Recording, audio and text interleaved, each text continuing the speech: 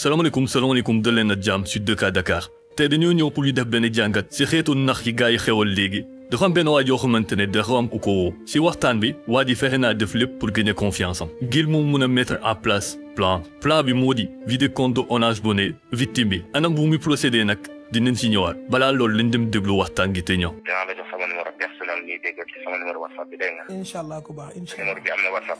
waaw numéro bi am na WhatsApp waaw. d'accord léegi dama la bëggoon a yónnee une montant bi xam ngi toll ci 500 000 francs. bu toll ci. bu defee 500 000. 500 000 ah loolu de dina taw. waaw dinaa la ko dugal léegi Orange Money wala Wave ban moo la ci kaw. waaw boo ko dugal rek incha allahu dinaa ci jot. xam nga fii moom Orange Money moo ci gën a yomb. Orange Money baax na waaw. ak virement bancaire sa compte bi baatu plafonné. sama compte bii nii. ah yaakaaruma ne plafonné de. actuellement ñaata moo nekk ci compte bi. jamono bii nii. ah wax dëgg yàlla de yaakaar naa 120 000 mu ngi fa yoo xamante ni war naa koo mottali pour jënd ci xar jox ko jaami yàlla yi te yàlla tax. macha allah. léegi daa la defal virement bu toll ci 500 000 francs léegi ak sama compte dégg nga. incha allah amul benn problème. léegi da ngay def jeex 144 jeex 391 étoiles. xaaral. def ci téléphone bi directement pour nga mën a jël message bi. ma def lan jeez. 144 jeez. 144 jeez. 391 étoiles. 391 étoiles. loolu bi dajee 144 jeez 391 étoiles. waaw loolu laa def waaw. da ngay def sa code secret nga def jeez tout ça li nga jël message dégg bi léegi. waaw ma def sama code secret. defal jeez après nga def jeez tout ça. waaw def naa touche appel. defal appel. waaw bës naa appel. waaw lu la bindal votre code temporaire qui vous permet de finaliser votre paiement en ligne. waaw. code bi ñu la jox ñaata la. code bi mu ma jox. mooy ma xool code bi 00. 00. 722. 722. 9. 9 d'accord nga ne ñaata moo nekk ci compte bi. 120 000.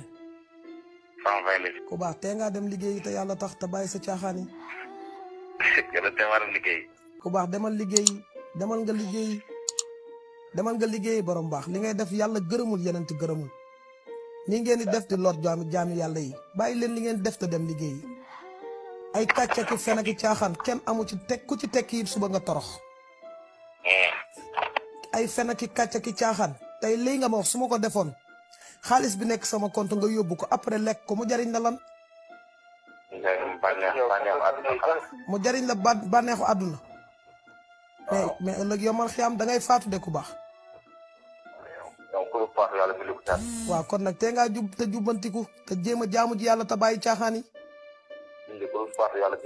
nii ngeen di def di toroxal jaami yàlla yi mais toroxalul leen da ngeen leen di teral ëllëg yomal xiyaam da ngeen ko layoog seen borom de.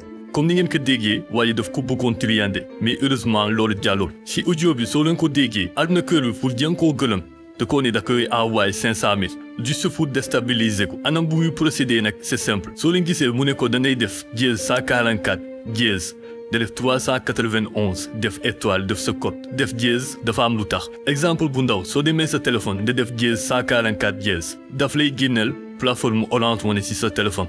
à partir de là mën nga consulter ñaata moo nekk sa compte Orange Money mën nga transférer xaalis mën nga tamit def lii di paiement de facture nag soo leen xoolee ci suuf moom mooy correspondre numéro 3 liñ bind numéro 3 bés envoyé xool lu muy joxe ginnaaw bañ ko bësee ba noppi génneel nañu beneen page bi mu di partie paiement yi léegi suñu wàccee ba suuf dañuy gis 9e bi mooy paiement par internet jàpp leen 9 nañ bës foofu ni xool bañ ko bësee ba noppi dafa génnewaat beneen page 1 bi dafa wax ne génération d'un code d'autorisation temporaire soo leen déggee génération d'un code d'autorisation temporaire mooy firndeel que ne sooy duggee ci internet bi nga war a jënd dara dafa am site internet yoo xamante ne dañoo affilié à Orange Money tey su fekkee ne da ngaa bëgg jënd dara comme fii di Jumia mën nga def paiement en ligne par Orange Money te fii nii nga koy jaarale fii soo fi duggee nga dugal sa code daf lay jox benn code boobu ngay jox waa site bi pour ñu mën a confirmer sa achat léegi nañ jëlaat affaire bi de base suñu defee dièse 144 dièse def 3 def 9 def 1 def étoile dugal sa code def dièse loolu mooy résumé processus di nii yëpp mooy waral Orange Money jox la benn code de paiement te code de paiement bi dañuy gis ne ci suuf waroo ko jox n'importe qui mais lii nag malheureusement ñu bëri duñu ci bàyyi xel ba tax na dañ leen di woo ñu mettre dans une situation boo xamante ne dafay difficile ñu jël seen code de validation ñu joxe ko buñ ko joxee arnaqueur yi nag arnaqueur yi dañuy vider lépp lu nekk ci compte Orange Money bi d'habitude dañuy utiliser benn identité boo xamante ne bu seen boss maanaam dañuy def usurpation d'identité yu def seen arnaque jël xaalis bi après jël puce bi sandigo war nañu war a def très attention teg ci di sensibilité suñuy proche parce que suñu gisee genre arnaque yi di continuer ba léegi ça veut dire que am na ñoo xamante ne ñoo ngi ci daan mooy waral arnaqueur yi ba léegi ñi arrêté guñu pour jéem a arrêté lii c'est simple c'est juste sensibilisation pour que le maximum de personnes xam ne mbir mi nii la demee pour que kenn soo leen woowee bëgg leen teg ci genre situation yi yu xam ne lii nii arnaque la ñooy laaj nag seen xalaat à travers le commentaire bu leen fàttee abonné wu ngeen partager vidéo fekkee ne apprécié ngeen sur ce ñuy waxante ba beneen sur Dakar